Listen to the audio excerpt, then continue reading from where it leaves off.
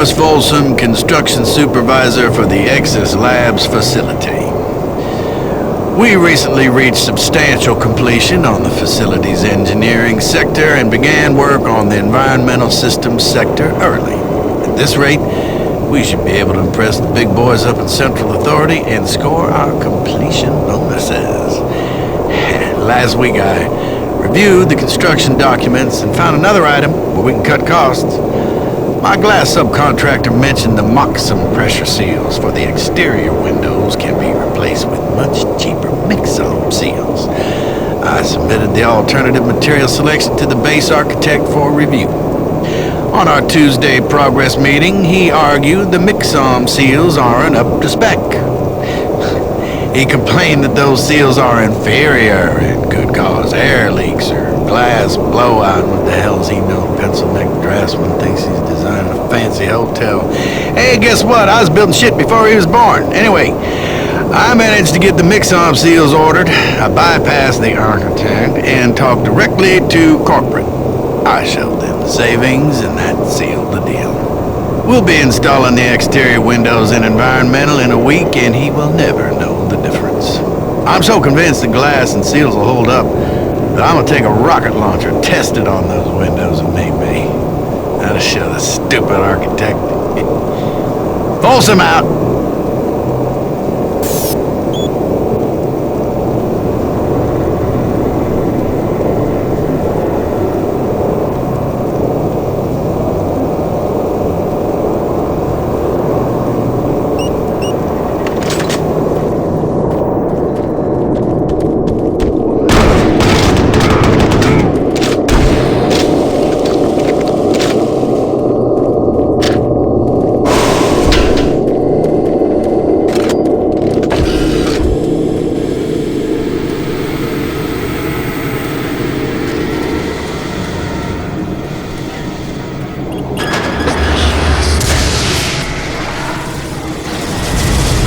Environmental breach detected. Please activate emergency shutters.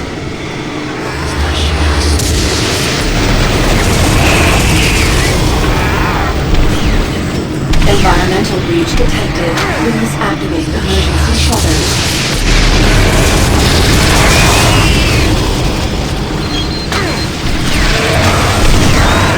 Environmental breach detected. Please activate emergency environmental breach contained.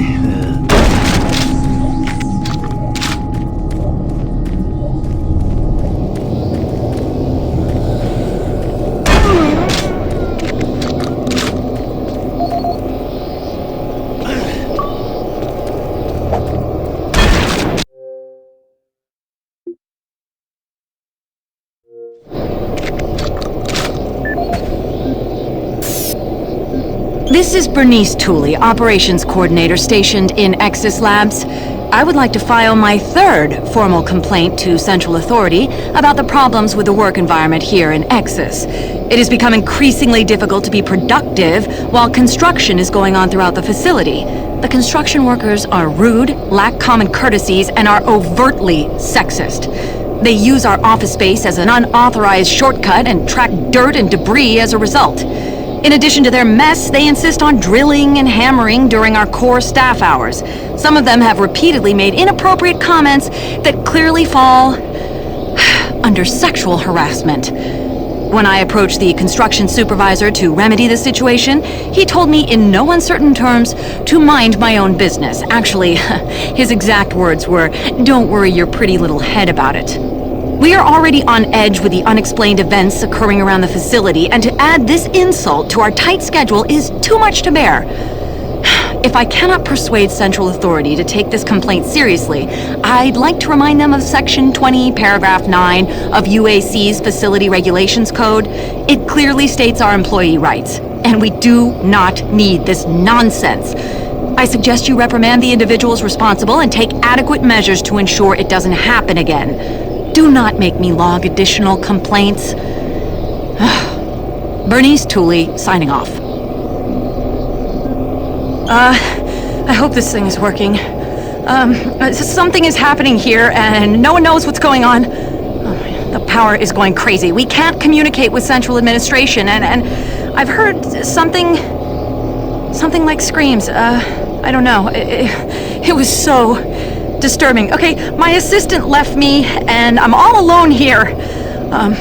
Okay, I'm gonna try to get the network working, but the systems are acting just crazy. I don't know what to do. I think what was that? Oh my God. Run! No!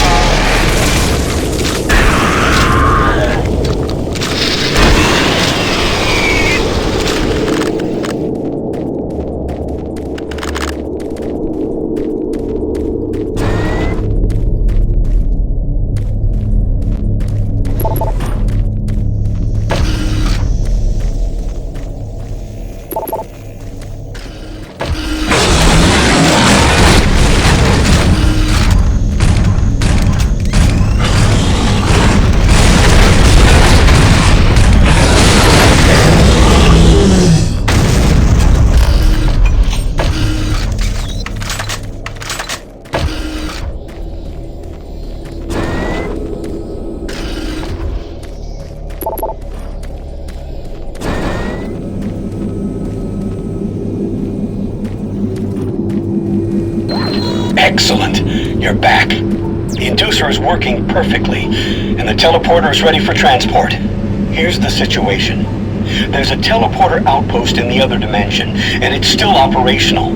It's very powerful, and it has a range that could lead those demons all the way to Earth. I would disable it myself, but it requires 2 people to do it.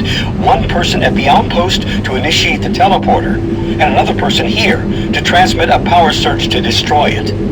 I know it's a lot to ask, but you'll need to go to the other dimension, find the remote outpost, and initiate the startup sequence. You're our only hope of defeating this evil. I've got the teleporter ready to go. All you need to do is go into the chamber and initiate the sequence. I'll handle the rest from here. But before you go, I want to give you my personal account of what happened here. It explains everything. The advanced teleporter, how the madness started, everything. It's over there on the console. Please take it. The world needs to know the truth. And good luck.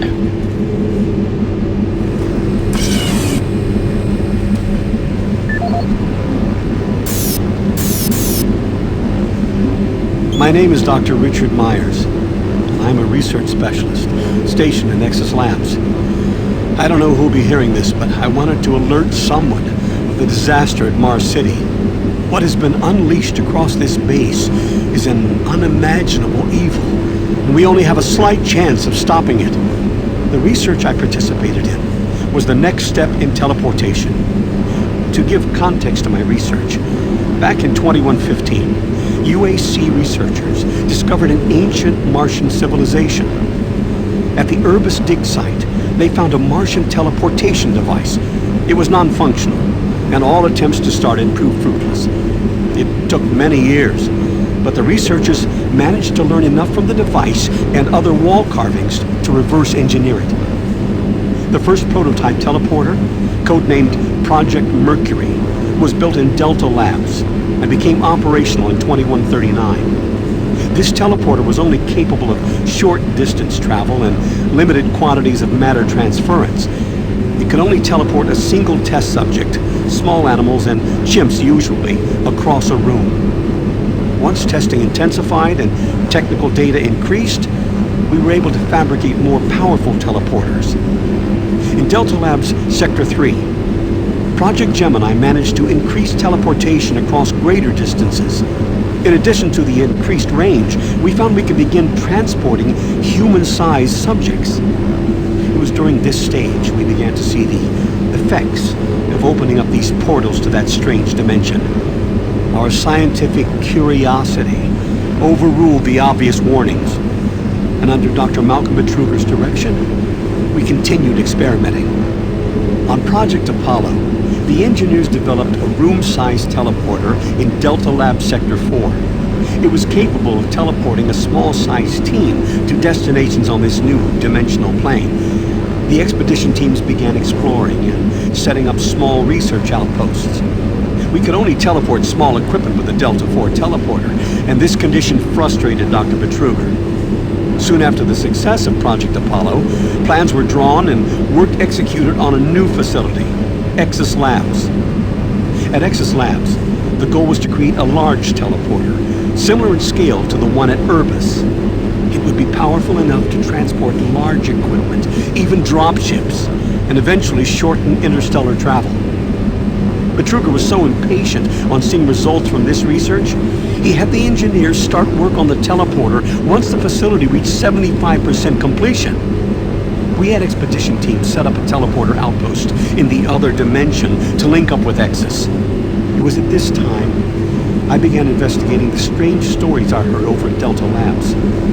I managed to hack undetected into Betruger's personal logs. What I found scared me to the core. Betruger became obsessed with the findings of this new dimension. He started to push experiments regardless of the human cost. His log entries into the occult and how to harness evil powers were truly frightening. The more recent logs detailed how demons, yes, demons, contacted him through his dreams, offering him unimaginable powers. but they demanded he find a way to help them reclaim Earth. Then I realized that this other dimension was hell itself. By the time I realized his plan, Betruger had started the invasion. Since the Exis teleporter hadn't reached sufficient functionality, I assumed Betruger decided to launch the demon invasion on Mars without it. However, the Hell Outpost teleporter is operationally ready, and it's only a matter of time before Betruger decides to use it. I'm going to try to reach Chief Engineer Rhodes in the Enpro facility to divert enough power to Exis, and with a little luck, create a big enough power surge to destroy it from here. I can only pray God will forgive me for my part in all this, and help me make things right. Lord, save my soul. Richard Meyers, signing off.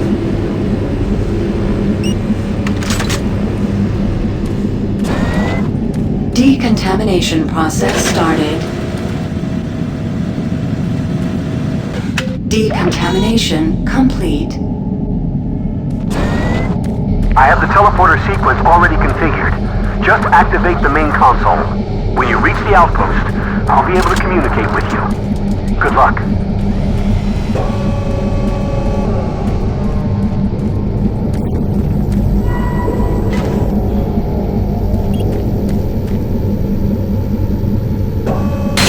Systems activated.